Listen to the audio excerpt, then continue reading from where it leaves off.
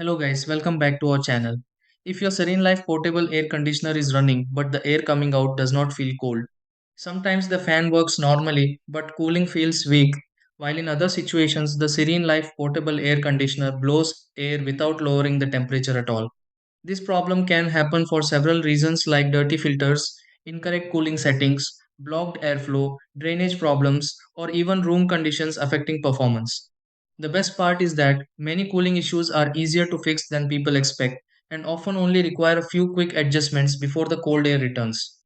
In this video, I will show you step by step how to fix a SereneLife portable air conditioner not blowing cold air. Try these.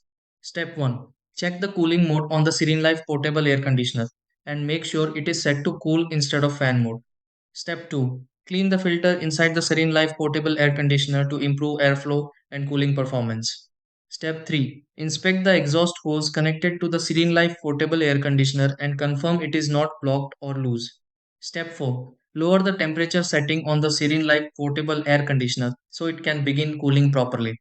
Step 5. Empty any collected water from the SereneLife portable air conditioner if drainage is affecting performance.